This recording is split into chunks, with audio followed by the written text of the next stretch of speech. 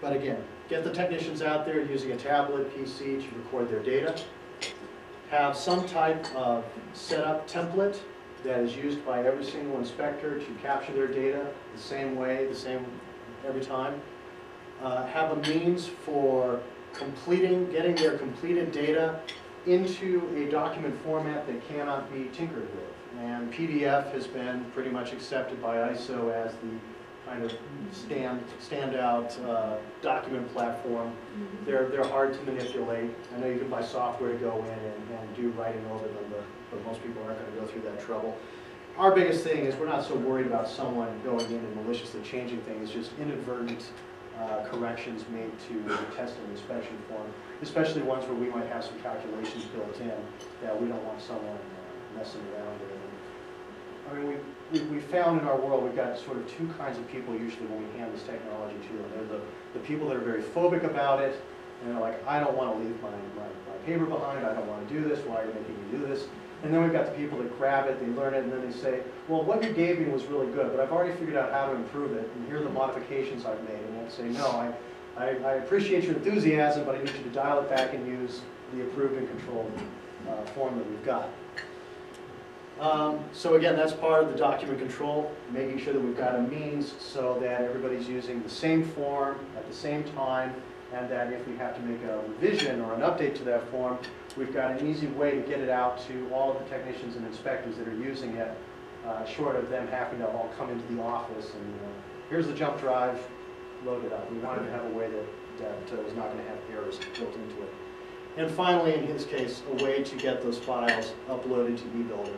And it's not just having a legible file that we can upload, it's having a file that is titled such that we can make sense of it and such that the client can make sense of it. They can look at that title and know, I know where this document relates to back in the overall scheme of the construction project, I know when it was done, and I know whether I need to bother looking at it. So,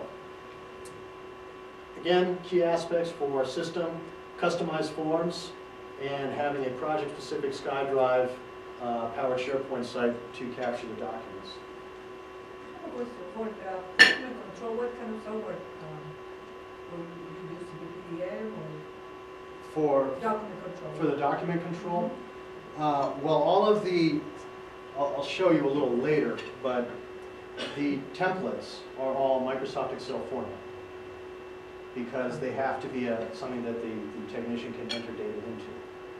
So in terms of the template. The template, however, is locked and controlled so that all they can do is use the data input fields. They can't make modifications to the template itself. The template is housed on a server such that whenever the technician syncs into the server, to whether it's to do their upload or at the end of the day, beginning of the day, that part of that sync process is an automatic update of that template if it has been changed. If there's been no change to the template, it remains the same. But if there has been a change to the template, it updates that way.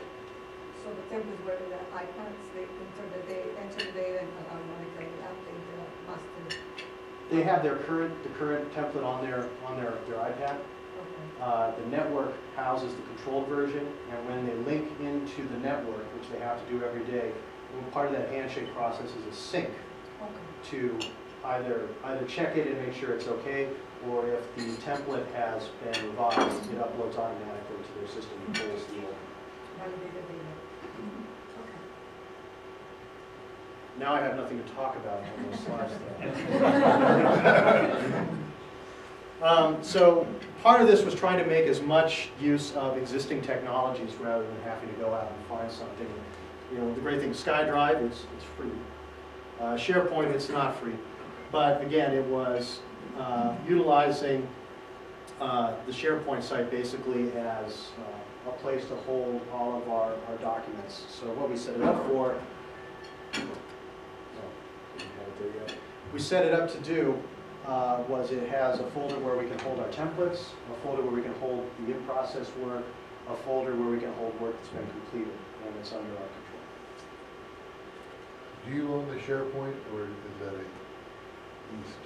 Well, as with many organizations, we've now got an enterprise agreement with Microsoft. So I mean, essentially they own everything Okay. in that way. but we at least have the control of it. We can back it up, and we can modify it as we need to.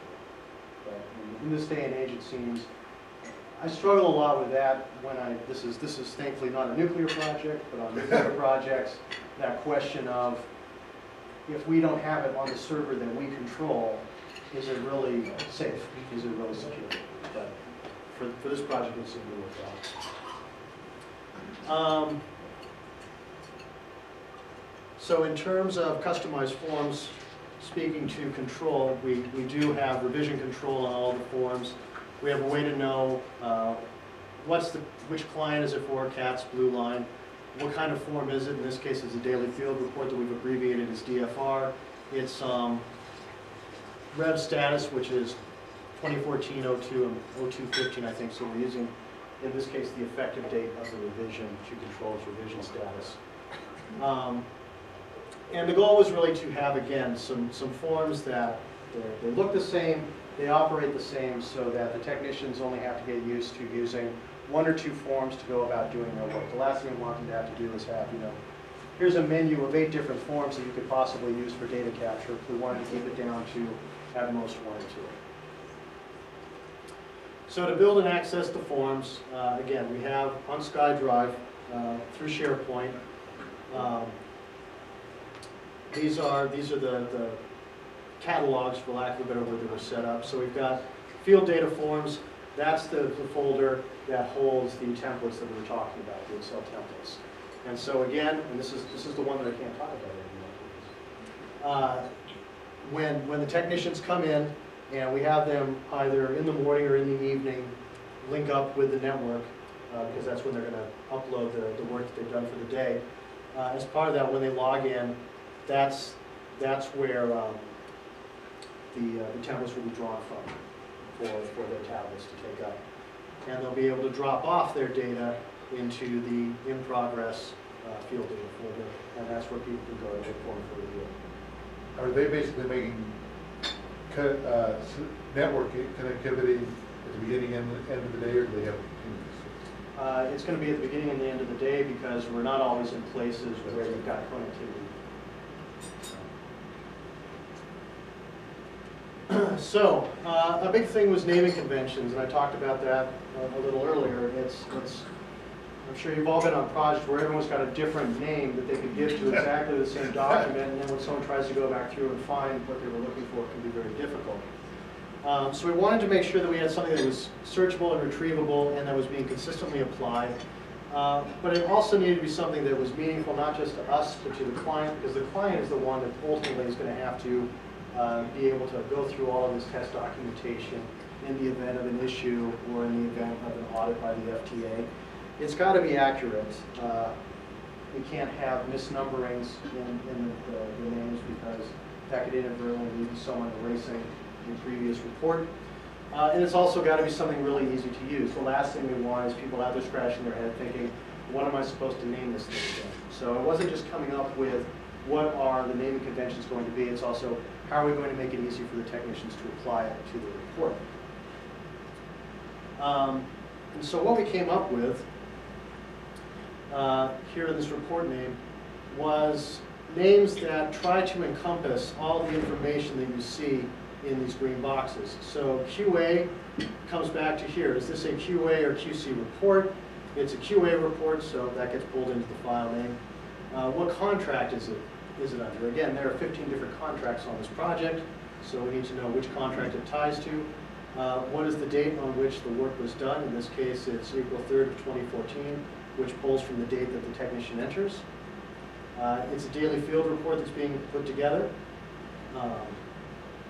Let's see, 225. It's what work element are they doing? So here they're working on roadway and undercut extensions. That gets pulled in. The initials of the person doing the work, and that this is their first daily field report of the day. And so all of these fields in green are fields in which the technician can do data entry. They cannot do data entry into the report name. So the report name is pulled together for them from these other fields. And that way we've got, again, it's meaningful to the client. We went through a vetting process with the client to make sure that